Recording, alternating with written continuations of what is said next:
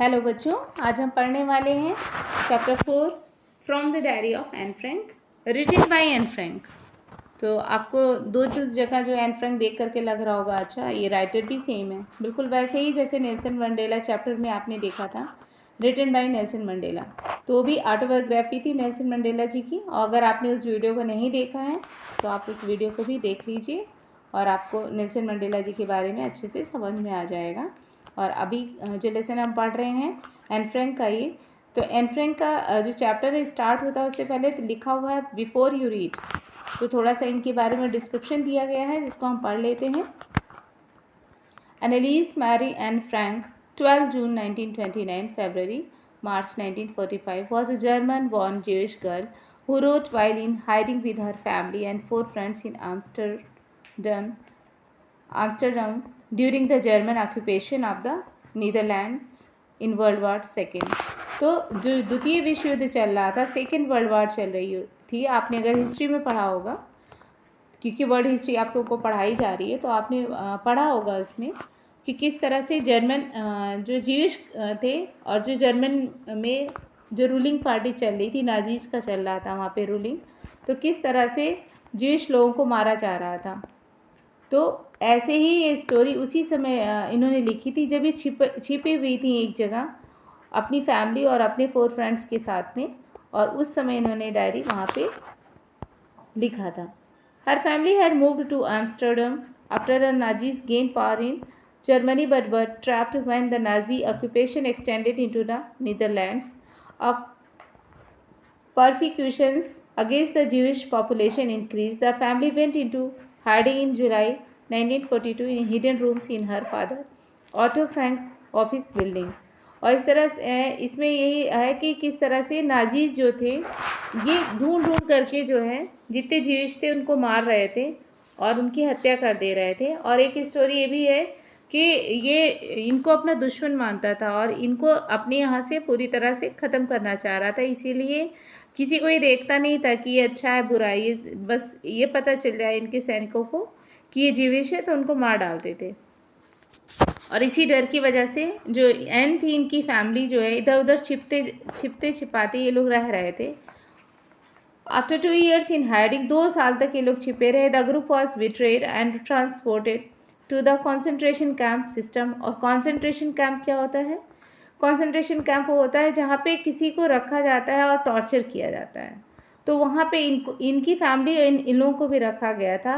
Where Anne died of typhus in Belsen within days of her sister Margot Frank. Her father Otto, the only survivor of the group, returned to Amsterdam after the war ended to find that her diary had been saved। और ये वहाँ पे concentration camp में इनकी जो sister थी मार्गॉट Frank वो और एन फ्रैंक इन दोनों की डेथ हो जाती है। वहाँ पे केवल इनके फादर बचते हैं। और जब वो वापस आम्स्टरडम आते हैं तो उन्हें क्या मिलती है? डायरी मिलती है जो एन फ्रैंक ने लिखी थी, जो किसी को पता नहीं था उस डायरी के बारे में। और जब उन्होंने इस डायरी को देखा तो वो समझ जाते हैं कि उनकी बेटी ने लिखा था। Convince that it was a unique record, he took action to have it published in English under the name the diary of a young girl. तो उनके फादर के पास एक निशानी थी उनकी बेटी की, तो उन्होंने वो सोचते हैं क्यों ना इसको हम पब्लिश करा दें, क्योंकि उनकी बच्ची ने ये लिखा है। और उसके बाद वो इसको पब्लिश करा देते हैं। और उस जो पब्लिश होने के बाद जो बुक का नाम होता है क्या रखा जाता है? The diary of a young girl. The diary was given to Anne Frank for her 13th birthday and chronicles the events of her life from 12 June 1942 until its final entry of 1 August 1944। और ये जो diary है ये वही diary थी जिसकी birthday पे दी गई थी। उसी में इन्होंने अपना जो लाइफ की स्टार्टिंग की थी लिखने की वो 12 जून 1942 से स्टार्ट किया था और लास्ट जो एंट्री थी वो 1 अगस्त 1944 की थी। It was eventually translated from its original Dutch into many languages and became one of the world's most widely read books। और ये जो पब्लिश हुआ इसके बाद ये कई लैंग्वेजेज में इसका ट्रांसलेशन हुआ, यानी कई भाषाओं में इसका अनुवाद हुआ, जिसे काफ़ी ये जो है पूरी वर्ल्ड वाइड यानी कि पूरे विश्व में ये किताब सबसे ज़्यादा पढ़ी जाने वाली किताबों में थी। There have also been several films, television and theatrical productions, and even an opera based on the diary. और इनकी डायरी की इन पन्नों को कई टेलीविजन्स पे, थिएटर्स में उसको जो है किरदार दिखाया गया, उसमें कहानियाँ इनकी दिखाई गई. Described as the work of a mature and insightful mind, the diary provides an intimate examination of daily life under Nazi occupation. Anne Frank has become one of the most renowned and discussed of the Holocaust victims. और ये जो पूरा इसमें description है दिया हुआ, वो जो एन ने लिखा है, तो उससे ये पता चलता है कि कितनी मेच्योर और कितनी समझदार वो लड़की थी, और किस तरह से उस समय जब ये नाजीज़ का ये सब चल रहा था अत्याचार, तो उसने उस वक्त उसने अपनी कैसे इमोशंस को उसने किस तरह से एक्सप्रेस किया गया है, ये हम इसमें पढ़ने वाले हैं. तो चैप्टर स्टार्ट होता है ये इन लाइनों से. Writing in a diary is a really strange experience for someone like me. और एन यहाँ से जो है एन लिखती हैं कि मुझ जैसे इंसान के लिए डायरी लिखना कितना स्ट्रेंज था, कितना अजीब था, कितना अलग था. Not only because I have never written anything before, but also because it seems to me that later on neither I nor anyone else will be interested in the musings of a 13-year-old schoolgirl. और कहते हैं कि न केवल इसलिए कि मैंने कभी पहले कुछ लिखा भी नहीं था, इसलिए भी क्योंकि मुझे ऐसा लगता है कि मैं ना तो अपने आप से और ना ही कोई और 13 साल के किसी लिखी हुई स्कूल गर्ल की डायरी को या लिखी हुई किसी भी विचार को पढ़ना पसंद करेगा. ओ वेल, इट डजेंट मैटर. फिर कहती कोई बात नहीं, कोई पढ़े या ना पढ़े, या किसी को समझ में आए चाहे ना आए, लेकिन कोई फ़र्क नहीं पड़ता, मैं तो लिखूँगी. आई फील लाइक राइटिंग, मैं लिखना चाहती हूँ. And I have an even greater need to get all kinds of things off my chest. और कहती मेरे दिल में बहुत कुछ है लिखने के लिए, और मैं अब लिखना चाहती हूँ, मैं इसमें पन्नों में उतारना चाहती हूँ अपने विचारों को. Paper has more patience than people. इन्होंने ये लाइन लिखी है कि जो पेपर होते हैं, कागजों में बहुत मनुष्यों से ज़्यादा सहनशीलता होती है. यानी कि पेपर में पेशेंस पावर ज़्यादा होती है इंसानों की अपेक्षा. ये एन का मानना था. I thought of this saying on one of those days when I was feeling a little depressed and was sitting at home with my chin in my hands, bored and listless, wondering whether to stay in or go out. और ये जो thought था, इस पे इनका विश्वास था, और ये कहती हैं कि मुझे ऐसा लगता है कि ये जो सेइंग है उन दिनों जब मैं I was feeling a little depressed, जब मुझे काफ़ी डिप्रेस फील हो रहा था, and I was sitting at home with my chin in my hands, मैंने अपने जो है हाथों पर अपने चिन को रख रखा था, और काफ़ी बोरिंग मुझे महसूस हो रहा था, बेचैनी महसूस हो रही थी. वंडरिंग, और ये सोच रही थी कि मैं रुकूं या मैं फिर जाऊं, बाहर जाऊं. आई फाइनली स्टेड, और फाइनली मैं रुक गई. Where I was brooding, yes paper does have more patience, and since I am not planning to let anyone else read this stripped-back notebook, grandly referred to as a diary, unless I should ever find a real friend, it probably won't make a bit of difference. और कहती है कि मैं साधारण रोज़ की बातों के अलावा किसी और के बारे में कुछ और नहीं सोच सकती. और कहती है कि एक समस्या है ये कि मैं जब भी इसमें कुछ भी लिखूँगी तो उसमें मैं अपने विचारों को लिखूँगी. Doesn't matter, I feel like writing, क्योंकि मुझे अच्छा लगता है लिखना. I have an even greater need to get all kinds of.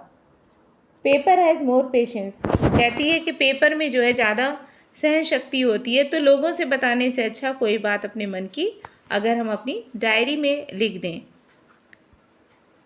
कह रही मैं जब बैठी हुई थी उदास, तो मेरे मन में आया क्यों ना मैं अपनी जो भी मेरे दिमाग में चल रही चीज़ें मैं उसको लिखूं. एंड आई फाइनली मैं रुक गई और मैंने लिखना शुरू किया. Now I am back to the point that prompted me to keep a diary in the first place. I don't have a friend. और अब ये डायरी मेरे लिए सबसे ज़्यादा प्राइड थी, सबसे ज़्यादा महत्वपूर्ण थी, क्योंकि मेरा कोई दोस्त नहीं था, मेरी कोई फ्रेंड नहीं थी। और मेरी फ्रेंड, मैंने उसको अपनी डायरी को बनाया था। मुझे अभी तक मेरे जीवन में कोई रियल फ्रेंड, कोई बेस्ट फ्रेंड नहीं मिला था जिससे मैं अपनी बातों को शेयर करूं। Let me put it more clearly, since no one will believe that a 13-year-old girl is completely alone in the world. कह रही है कि अगर मैं ये साफ साफ बताने चलूँ कि मैं 13 साल की मैं लड़की हूँ और मैं पूरी दुनिया में एकदम अकेला महसूस करती हूँ, कोई भी नहीं है मेरे साथ में। And I am not, I have loving parents, a 16-year-old sister. कह रही मेरे फैमिली में मेरे पेरेंट्स हैं जो मुझे बहुत प्यार करते हैं। मेरी 16-year-old 16 साल की मेरी सिस्टर है जो मुझसे बड़ी हैं। And there are about 30 people I can call friends. और लगभग 30 लोग हैं जिन्हें मैं फ्रेंड बुला सकती हूँ।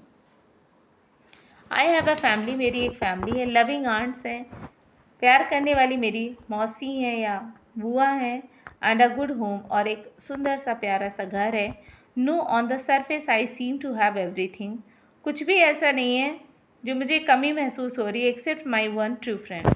केवल एक सच्चा दोस्त नहीं है मेरे पास, सच्चा फ्रेंड नहीं है। All I think about when I am with friends is having a good time. हालांकि ये जो 30 लोगों की बात की है मैंने, ये सब मेरे कहने को लिए मेरे दोस्त हैं। मैं इनके साथ जब रहती हूँ तो एक अच्छा समय बिताती हूँ। I can't bring myself to talk about anything but ordinary everyday things. मैं उनसे रोज़मर्रा की बातें तो मैं डिस्कस कर लेती हूँ, बट कोई स्पेशल बात बतानी है, कोई ख़ास बात बोलनी, कोई पर्सनल बात बोलनी है, तो मेरे साथ ऐसा कोई दोस्त नहीं है। We don't seem to be able to get any closer and that's the problem. मैं कभी जल्दी से किसी से क्लोज नहीं होती हूँ, कभी किसी को अपनी सीक्रेट्स नहीं बताती हूँ। यही मेरे साथ प्रॉब्लम है कि मैं जल्दी किसी से घुल मिल नहीं पाती हूँ। Maybe it's my fault, maybe हो सकता है मेरी कमी हो, that we don't confide in each other. और कहती है कि ज़रूरी नहीं है कि विश्वास करके किसी को भी अपनी बात बताई जाए। इन एनी केस, किसी भी मामले में, that's just how things are and unfortunately they are not liable to change. और कहती है कि कोई बात क्यों बताई जाए जब उसमें कोई चेंज हो ही नहीं सकता, कोई बदलाव हो ही नहीं सकता, तो दूसरों से शेयर करने का क्या मतलब है। This is why I have started the diary. और कह रही इसीलिए मैंने डायरी लिखना शुरू कर दिया, to enhance the image of this long awaited friend in my imagination. और कहती है ये बहुत सालों से इंतज़ार करने के बाद जो फ्रेंड मुझे मिला है वो यही मेरा फ्रेंड है। I don't want to jot down the facts in this diary the way most people would do, but I want the diary to be my friend and I am going to call this friend Kitty. और कहती है जैसे बाकी लोग diary लिखते हैं, मैं उस तरह से मैं डायरी नहीं लिखना चाहती हूँ जैसे नॉर्मली लोग समझते हैं और लिखते हैं, बल्कि मैं इस डायरी को अपना दोस्त बनाना चाहती हूँ। और इस दोस्त का मैं अपने एक नाम भी रखना चाहती हूँ, और उस दोस्त का नाम मेरे क्या होगा, kitty. Since no one would understand a word of my stories to Kitty if I were to plug right in, I had better provide a brief sketch of my life, much as I dislike doing so. कह रही कोई भी नहीं समझ सकता word of my stories, मेरी जो मैं इसमें लिखने वाली हूँ उसके शब्दों को कोई समझ नहीं सकता। If I were plug right in, कि मैं जो सही में जो मैं लिखना चाहती हूँ उसको समझ पाना किसी के बस में नहीं है। कोई समझ नहीं सकता है कि मैं क्या लिखना, मेरा उसके पीछे मेरी फीलिंग क्या थी। I had better provide a brief sketch of my life. और कह रही है मैं इसमें अपनी एक संक्षिप्त मैं अपने जीवन के बारे में परिचय दूंगी, much as I dislike doing so. हालांकि मुझे ये करना बिल्कुल भी पसंद नहीं, लेकिन फिर भी मैं सबसे पहले एक छोटा सा अपने बारे में एक परिचय लिखूंगी। My father the most adorable father I have ever seen. और कहती है मेरे जो पिता हैं वो सबसे ज़्यादा पूजनीय है मेरे लिए, मैं उनका बहुत रिस्पेक्ट करती हूँ अपनी लाइफ में। Didn't marry my mother until he was 36।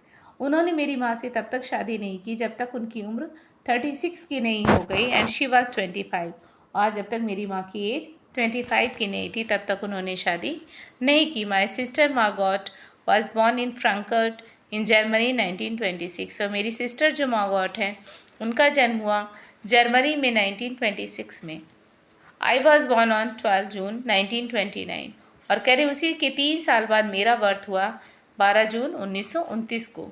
I lived in Frankfurt until I was 4 और करीब जब तक 4 साल की मैं नहीं हो गई मैं फ्रैंकफर्ट में रही। माई फादर एमिग्रेटेड टू हॉलैंड इन 1933 1933 में ही मेरे पिता हॉलैंड चले गए थे।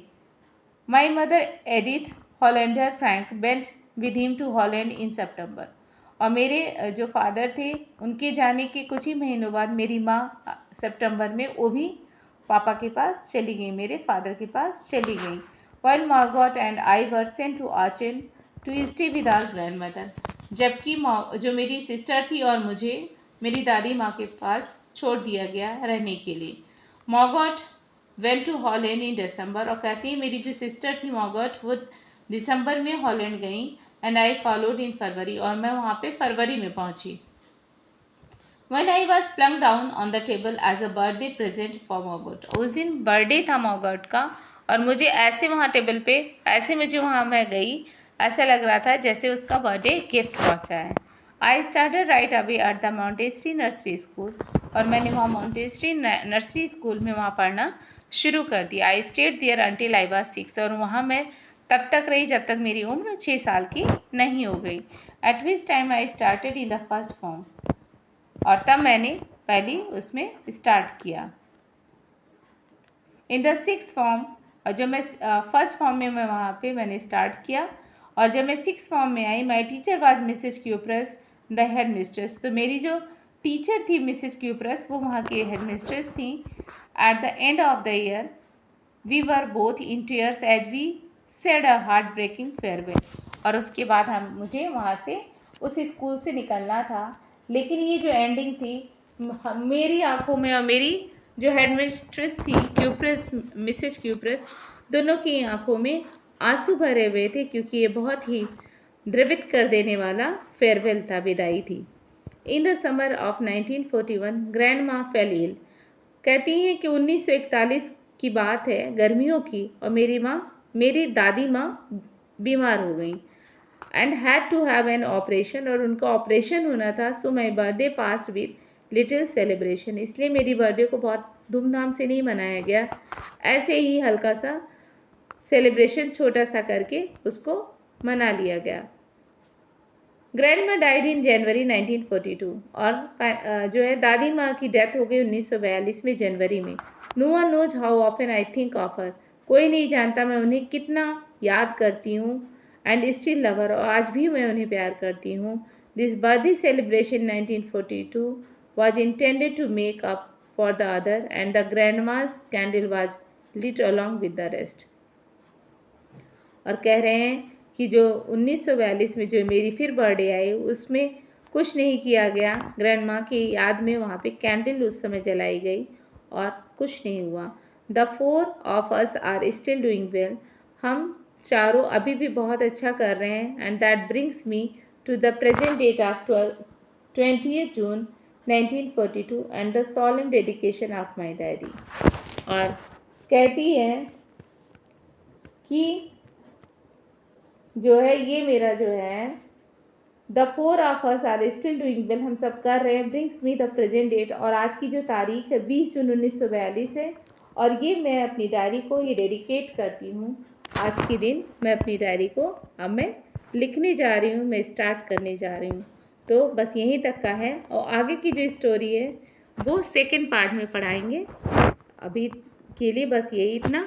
आई थिंक आपको अभी तक की स्टोरी समझ में आ गई होगी कि अभी इन्होंने डायरी लिखना स्टार्ट नहीं किया, जस्ट केवल उसका इंट्रोड्यूस किया है उन्होंने और कैसे क्या इम्पोर्टेंस है डायरी का उनकी लाइफ में और किस तरह से कहाँ कहाँ हो रही हैं अपने बचपन में और कैसे फाइनली वो जो है डायरी लिखने तक का उनका सफ़र रहा, ये इसमें अभी तक हमने पढ़ा है।